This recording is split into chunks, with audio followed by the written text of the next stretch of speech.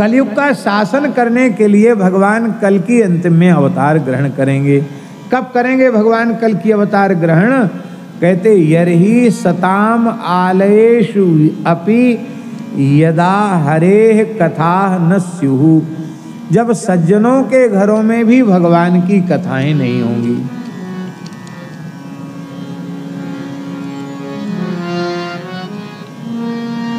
सताम आलयेषु अपि, सज्जनों के घरों में, वैष्णवों के घरों में भी जब भगवान की कथाएं नहीं होंगी। केवल इतना ही कह देते कि जब भगवान की कथाएं नहीं होंगी। सताम आलयेषु ये कहने की क्या आवश्यकता थी? हमने परम पूज्य प्रातः स्मरणीय श्री गिरिराज जी गुरु जी के पूज्य पिताजी बड़े गुरु जी से हमने पूछा।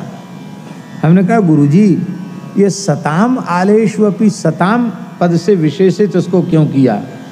तो बड़े हंसे वो। उन्होंने कहा, श्री माधव सेवा संस्कृत की टीका उन्होंने लिखी है, उन्होंने कहा कि जिनके मन में कथा सुनने की इच्छा होगी वे सत्पुरुष ही होंगे, सज्जन ही होंगे।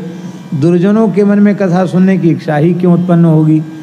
किंतु कलयुग आने पर कथा का स्तर इतना गिर जाएगा कि जिन सज्जनों को कथा सुनने की इच्छा होगी और वो कथा सुनने के लिए किसी व्यास का वर्ण करेंगे, उनको कथा सुनने को नहीं मिलेगी। कथा के स्थान पर गुलाम तेरो बनवारी ये सुनने को मिलेगा, गीत गजल सुनने को मिलेंगी, उनको कथा सुनने को नहीं मिलेगी। इसलिए सताम आलयेषु अपि यदा हरेः कथा न स्युः। ये तो बड़े भाग्यशाली हैं अभी हम लोग के पूज्य श्री शास्त्री जी महाराज की कथा हम लोगों ने सुनी और आज उसी शैली में डॉक्टर श्री मनोज मोहन जी कथा करते हैं। उसी पूज्य श्री शास्त्री जी की शैली में हमारे श्री अनुराग कृष्ण जी कथा करते हैं। जब ये लोग कथा कहते हैं तो लगता है कि पूज्य शास्त्री जी के भाव और शास्त्री जी का स्वर उनकी वाणी में अभिव्यक्त हो रहा, उनका प्रसाद उनकी वाणी में झलकता है, होना भी चाहिए।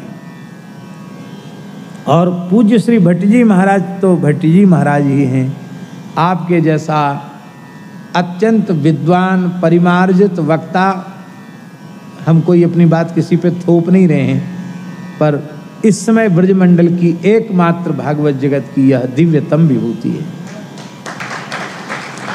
आपने जो उपकार किया है हमारे जैसे सामान्य लोगों के लिए संस्कृत टीका को भी और भाषानुवाद करके अल्पज्ञ जीवों पर जो आपने कृपा की है, यह सनातन धर्म का, वैष्णव जगत का बहुत बड़ा उपकार भगवान ने आपके द्वारा करवाया है। पूज्य श्री ब्रह्मचारी जी महाराज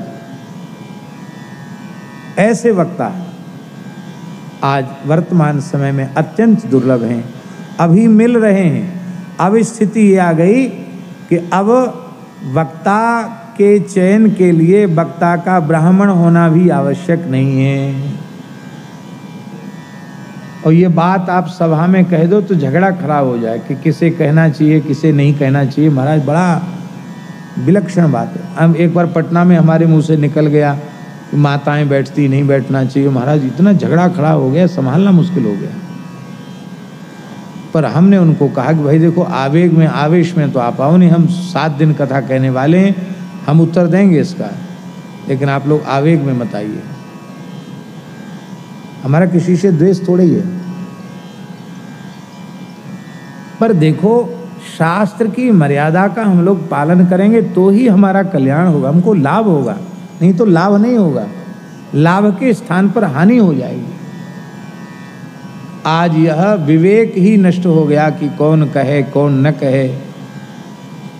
आप लोग अन्यथा न माने, वर्तमान समय में भी अत्यंत आवश्यक है कि कथा जगत में भी एक आचार संहिता का निर्माण होना चाहिए कि कौन पुराण वाचन करे कौन न करे, और सर्वसम्मति से समाज को, उसे आस्तिक लोगों को, सनातनी लोगों को उसे स्वीकार करना चाहिए।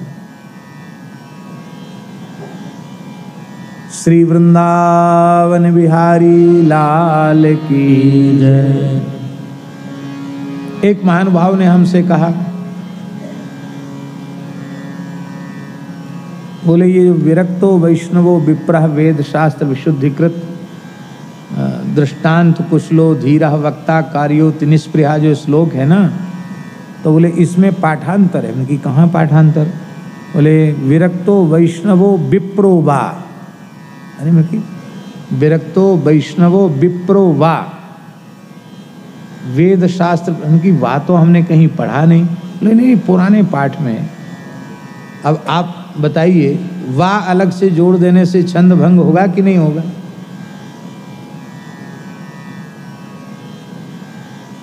क्या आवश्यकता पड़ेगी बा घुसेड़ने की?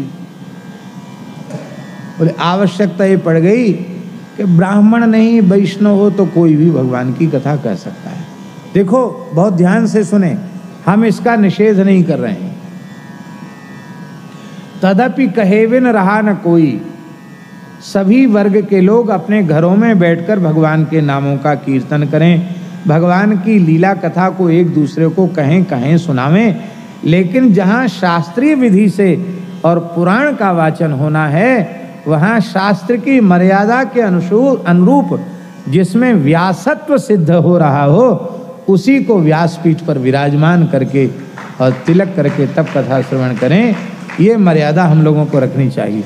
माताओं के लिए मना नहीं है तो अपनी बालिकाओं को सुंदर शिक्षा दें, अपने बालकों को शिक्षा दें।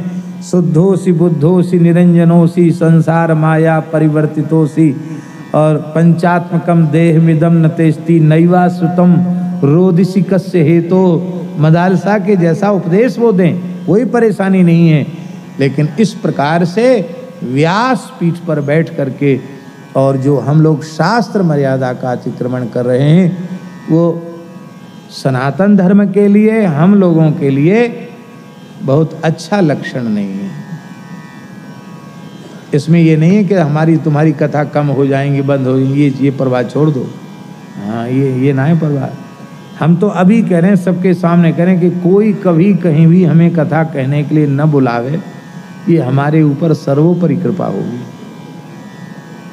हाँ, यहां से नहीं बोल रहे, यहां से बोल रहे हैं, सर्वोपरि कृपा होगी।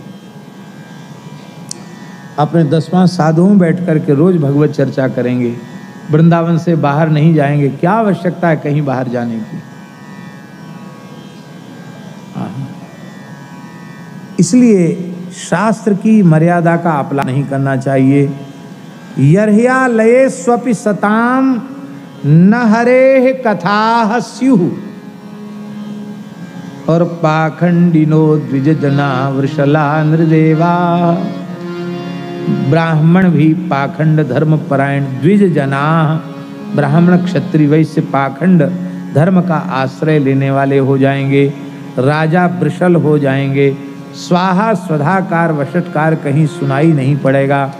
उस समय भगवान कलयुग पर शासन करने के लिए कल की रूप में भगवान अवतरित होंगे। माई मेरे श्याम